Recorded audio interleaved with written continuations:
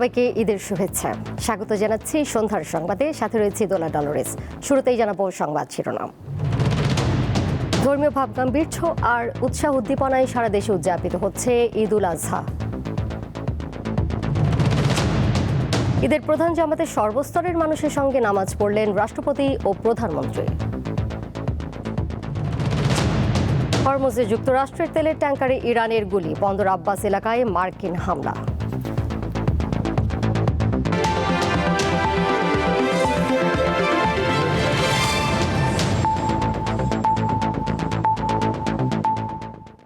ধর্মীয় ভাব গাম্ভীর্য আর উৎসবমুখর পরিবেশে দেশ জুড়ে উদযাপিত হচ্ছে পবিত্র ঈদ উল আজহা।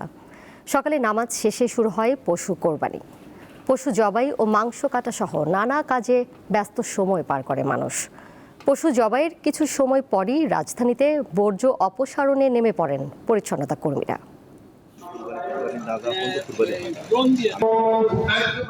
সাম্য, ত্যাগ ও মানবিকতার বার্তা নিয়ে আসে পবিত্র ঈদ উল আজহা। রাজধানীতে ঈদ জামাত থেকে ফিরেই নগরবাসী ব্যস্ত হয়ে পড়েন পশু জবাইয়ে।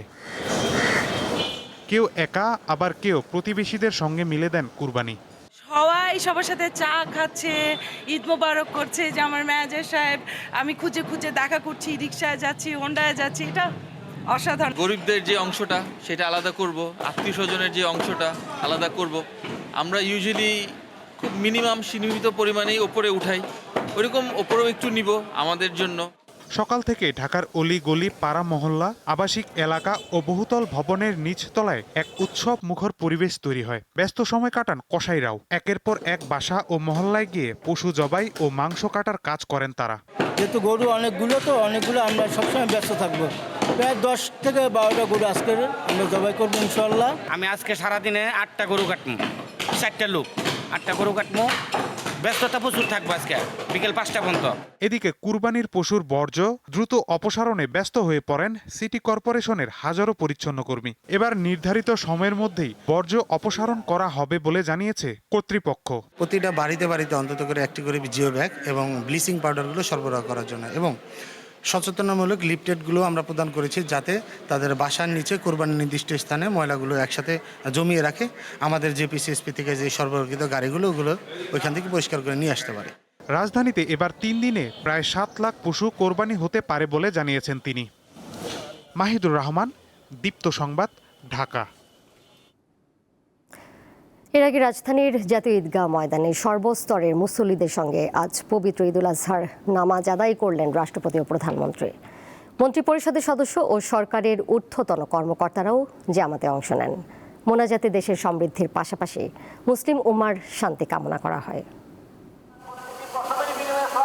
আকাশে কিছুটা মেঘ থাকলেও রাজধানীতে বৃষ্টি হয়নি। তবে সব প্রস্তুতি নিয়েই ঈদের জামাতে সামিল হতে ভোর থেকেই হাজারো মানুষ জাতীয় ঈদগাহের পথে। তবে এবার কড়াকড়ি ছিল একটু বেশি। নিরাপত্তার কয়েকটি স্তর পেরিয়ে প্রবেশ করতে হয়েছে সবাইকে। সকাল 7:30টার ঈদ জামাতে সামিল হন লাখো মুসল্লি। সকল ভেদাভেদ ভুলে নবীন প্রবীণ ধনী গরিব সব একাকার এই জামাতে। রাষ্ট্রপতি মোহাম্মদ শাহাবুদ্দিন, প্রধানমন্ত্রী তারেক রহমান সহ রাজনীতিবিদদের অনেকেই নামাজ আদায় করেছেন এখানে।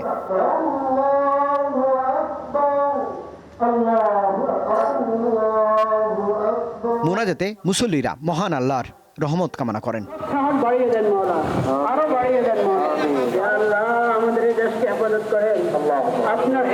কেউ প্রথমবারের মতো জাতীয় ঈদগাহে নামাজ পড়তে পেরে খুশি, তবে আনন্দ ভাগাভাগিতে এগিয়ে ছিল শিশুরাই। দিনের শুরুটাই এত সুন্দর থাকে, আর এবারে আসলে প্রথম দোয়াটাই ছিল জানি অবশ্যই আমাদের কুরবানিটা জানি আল্লাহ গ্রহণ করেন, এবং যারা জুলুম হচ্ছে তাদেরকে জানি আল্লাহ হেফাজত করে। আল্লাহ সবার হেদায়েত দান করুক, এবং আমাদের সবার যারা মুসলিম উম্মা আছেন সবাইকে একত্র হওয়া উচিত, যেন আল্লাহ সব কিছু খুব দ্রুত স্বাভাবিক করে দেয় এবং আমরা একটা সুস্থ স্বাভাবিক জীবনযাপন করতে পারি। ঈদ মোবারক। আমরা সবাই একসাথে এক কাতারে দাঁড়িয়ে নামাজ পড়েছি, খুবই ভালো লেগেছে। এবার এমন সময় ঈদুল আজহা এসেছে যখন ফসলহানি হয়েছে হাওড়ে। হামে আক্রান্ত হয়ে বিপুল সংখ্যক মায়ের কোল খালি হয়েছে। মূল্যস্ফীতির চাপ দীর্ঘ হচ্ছে, আয় ব্যয়ের টানাপোড়েনে রয়েছে সাধারণ মানুষ। তবু প্রতিকূল বাস্তবতার ভেতরেও ফিরে আসে উৎসব। তাই তো সকল সামর্থ্য অসামর্থ্যের সীমা টেনে মানুষ খোঁজে মিলন, ভাগাভাগি আর স্বস্তির ক্ষণ। রুবায়েত হাসান, দীপ্ত সংবাদ, জাতীয় ঈদগাহ, ঢাকা। সারা দেশে উদযাপিত হচ্ছে পবিত্র ঈদুল আজহা। সকালে ঈদের নামাজ শেষে দেশ জাতীয় মুসলিম উম্মার শান্তি সমৃদ্ধি কামনা করে বিশেষ মোনাজাত করা হয়।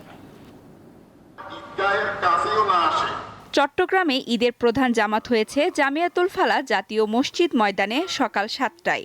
জামাতে অংশ নেন ভূমি প্রতিমন্ত্রী মীর হেলাল উদ্দিন, চট্টগ্রাম সিটি মেয়র ডাক্তার শাহাদাত হোসেন, সংসদ সদস্য সাইদ আল নোমান, আবু সুফিয়ান সহ বিভিন্ন শ্রেণী পেশার মানুষ। মুষলধারে বৃষ্টির মধ্যে অসংখ্য মুসল্লির অংশগ্রহণে কিশোরগঞ্জের শোলাকিয়া ময়দানে ঈদুল আজহার জামাত অনুষ্ঠিত হয়। শোলাকিয়ায় এটি ছিল ঈদুল আজহার 199তম জামাত। দিনাজপুরে ঐতিহাসিক গোরে শহীদ ময়দানে ঈদুল আজহার জামাত অনুষ্ঠিত হয়েছে। টানা কয়েকদিনের বৃষ্টিতে মাঠে জামাত নিয়ে অনিশ্চয়তা থাকলেও বুধবার থেকে বৃষ্টি না হয় নির্বিঘ্নেই জামাত হয়েছে। ময়মনসিংহে প্রায় 2500 মসজিদ ও ঈদগাহ মাঠে অনুষ্ঠিত হয়েছে ঈদের জামাত। মোনাজাতে মুসলিম উম্মার শান্তি ও সমৃদ্ধি কামনা করা হয়। সঞ্জিদা স্নিগ্ধা, দীপ্ত, বার্তাকক্ষ। রাজধানীর পোস্তায় চামড়া জড়ো করছেন ব্যাপারীরা। সেখান থেকে এই মুহূর্তে যুক্ত হয়েছেন সহকর্মী শাহরিয়ার ইমন। যাচ্ছি তার কাছে। ইমন, পোস্তায় কাঙ্ক্ষিত চামড়া আসছে কিনা এবং দাম নিয়ে ব্যবসায়ীরা কি বলছেন?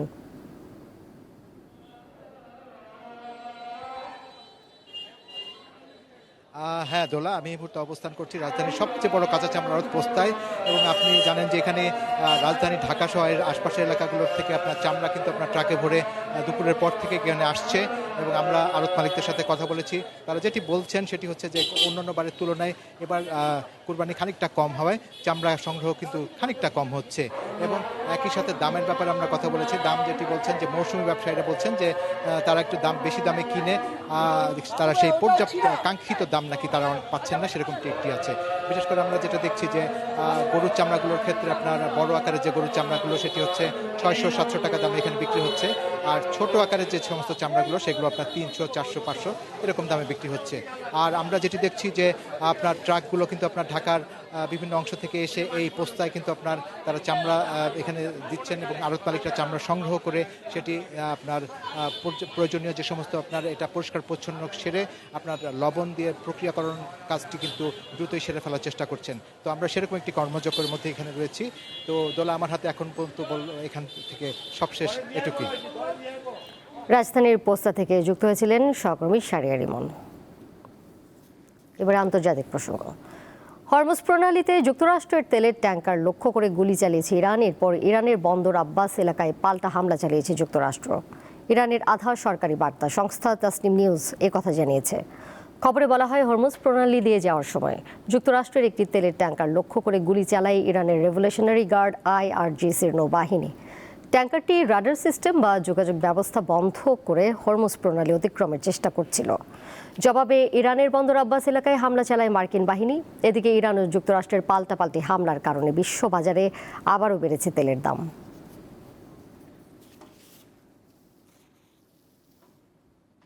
সাফ নারী চ্যাম্পিয়নশিপে নিজেদের প্রথম ম্যাচে আজ মাঠে নামবে বর্তমান চ্যাম্পিয়ন বাংলাদেশ। ভারতের গোয়ায় জওহরলাল নেহরু ফর্তুদা স্টেডিয়ামে তাদের প্রতিপক্ষ মালদ্বীপ। খেলা শুরু হবে রাত 8টায়। এবারের আসর মারিয়া মান্দাদের হ্যাটট্রিক শিরোপার মিশন। নানি সাফের অষ্টম আসর শুরু হয়েছে দুদিন আগে। এবার বর্তমান চ্যাম্পিয়নদের মাঠে নামার পালা। ঢাকা ছাড়ার আগে হ্যাট্রিক শিরোপা জয়ের চ্যালেঞ্জের কথা জানিয়েছিলেন অধিনায়ক। সেই যাত্রা পূরণের পথে শুরুটা করতে হবে জয় দিয়ে।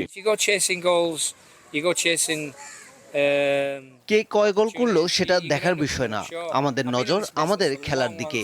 আমাদের ভালো খেলার বিকল্প নেই, আর সেটাই করতে চায় মেয়েরা। ম্যাচের আগের দিন বুধবার অনুশীলন হয়েছে মূল মাঠ ফর্তদা স্টেডিয়ামের পাশে ডন বস্কোতে। তা নিয়ে অবশ্য তেমন কোনো আক্ষেপ নেই দলের। মূল পরীক্ষায় ভালো করে সফল হওয়ার কথা শোনালেন অধিনায়ক। প্রত্যেকটা ম্যাচে আমাদের গুরুত্বপূর্ণ যে মিডফিল্ড থেকে যদি আমরা ভালো খেলতে পারি তো সবসময় একটা ভালো একটা রেজাল্ট হয় বা বল খেলা উপহারগুলো খুব সুন্দর হয়। সাফ নারী টুর্নামেন্টের বি গ্রুপে বাংলার মেয়েদের প্রতিপক্ষ মালদ্বীপ, যারা কিনা নিজেদের প্রথম ম্যাচে ভারতের কাছে 11-0 গোলে বিধ্বস্ত হয়েছে। আসলে টিকে থাকতে হলে তাদের চেষ্টা করতে হবে প্রাণপণ। শেষ দুবার সাফের শিরোপা এসেছিল নেপাল থেকে। এবার ভেন্যু পরিবর্তনের পাশাপাশি লক্ষ্যটাও ভিন্ন। সেই মিশনের পথে শিরোপা ধরে রাখার চ্যালেঞ্জে নিজেদের সেরাটা নিংড়ে খেলার প্রত্যয় বাংলার মেয়েদের। মোহাম্মদ হাসিব, দীপ্ত স্পোর্টস, গোয়া, ভারত। গোয়ার প্রাকৃতিক সৌন্দর্য মূলত আরব সাগরের তীরবর্তী সোনালী ও সাদা বালুকাময় সমুদ্র সৈকত, ঘন সবুজ বনভূমি এবং পশ্চিমঘাট পর্বতমালার নৈসর্গিক মিশ্রণ। এখানে পর্তুগিজ সংস্কৃতির ছোঁয়ায় ঘেরা লালচে গেরুয়া স্থাপত্যের সাথে প্রকৃতির মেলবন্ধন এক অনন্য পরিবেশ সৃষ্টি করে। ভারতের দক্ষিণ গোয়ার অভিজাত এলাকার মধ্যে উল্লেখযোগ্য মারগাঁও। এখান থেকে প্রায় 60 কিলোমিটার দূরে অবস্থিত জায়গাটির নাম পারদেজ, যেখানে রয়েছে রানীক্ষেত জনপ্রিয় বিচ। যাতায়াতের জন্য রয়েছে সব ধরনের ব্যবস্থা। প্রায় 7 কিলোমিটার এলাকা জুড়ে বিস্তৃত এবং এর প্রাণবন্ত পরিবেশের কারণে এই কেলাঙ্গুন বিচকে সৈকত সমূহের রানী বলা হয়। বিচে প্রবেশ করতেই চোখে পড়বে পর্তুগিজ আমলে ব্যবহৃত এক সীমানা প্রাচীর, যেখানে উপচে পড়ে সমুদ্রের ঢেউ। কেউ প্রিয় মানুষকে সাথে করে, আবার কেউ বা পরিবার নিয়ে বিচের প্রাকৃতিক সৌন্দর্য উপভোগ করেন। বিদেশি পর্যটকদের পাশাপাশি হাজির হন স্থানীয়রাও। সমুদ্র ভালো লাগে না এমন মানুষের সংখ্যা খুব কম। কেলাঙ্গুন বিচের আশপাশের পরিবেশ দারুণ, পরিবার নিয়ে আসলে নিরাপদ মনে হয়। আমি ভারতীয় নাগরিক, নিজের দেশটা ভালো করে দেখতে চাই। ছুটে আসি নিজের মতো করে সময় কাটাতে, চাইলে কেলাঙ্গুন বিচে চলে আসি। বিয়ের পর মধু চন্দ্রিমা হোক কিংবা বন্ধুদের সঙ্গে বেড়ানো, গোয়ার এই কেলাঙ্গুন বিচ অনেকেরই পছন্দের ঠিকানা। সমুদ্রের ঢেউ, নির্জন বিচ এটির অন্যতম আকর্ষণ। আমি এখানে তৃতীয়বার আসলাম। প্রত্যেকবার আসলে আমার নতুনের মতো লাগে। আমার সহধর্মিনীর জন্মদিন উদযাপনে শ্রীলঙ্কা থেকে এখানে এসেছি। এই বিচের কথা অনেকবার শুনেছি, সামাজিক যোগাযোগ মাধ্যমে ভিডিও দেখে। ওর জন্মদিন সেলিব্রেট করার জন্য সবচেয়ে আদর্শ স্থান বলে মনে হয়েছে আমার। এখানে jet skiing, parasailing, boat riding সহ নানা ধরনের ওয়াটার স্পোর্টসের দারুণ ব্যবস্থা রয়েছে। ভারতে উত্তর এবং দক্ষিণ গোয়া মিলে রয়েছে 35টি বিচ। দক্ষিণ গোয়ার এই বিচটি কেলাঙ্গুন বিচ নামে পরিচিত হলেও স্থানীয়দের কাছে শিকারি বিচ নামেই সবচেয়ে জনপ্রিয়। ক্লান্তিময় জীবন থেকে এক ফোঁটা আনন্দ খুঁজে পেতে, প্রশান্তি আনতে স্থানীয়দের পাশাপাশি বিদেশি পর্যটকরাও ছুটে আসেন এই কেলাঙ্গুন বিচে। মোহাম্মদ হাসিব, দীপ্ত টিভি, গোয়া, ভারত।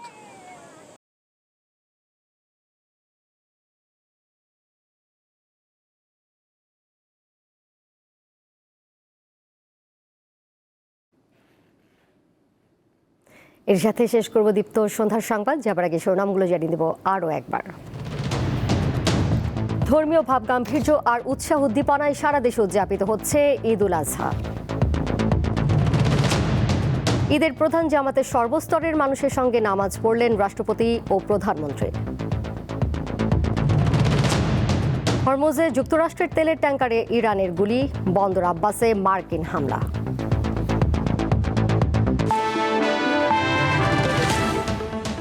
এই ছিল এখনকার মতো। পরের সংবাদ দেখবেন রাত 11টায়। এছাড়াও আরও তথ্য এবং বিনোদনের নানা খবর জানতে যুক্ত থাকুন দীপ্ত ডিজিটাল প্ল্যাটফর্মে। সবাইকে ধন্যবাদ এতক্ষণ সাথে থাকার জন্য। আবারও ঈদের শুভেচ্ছা।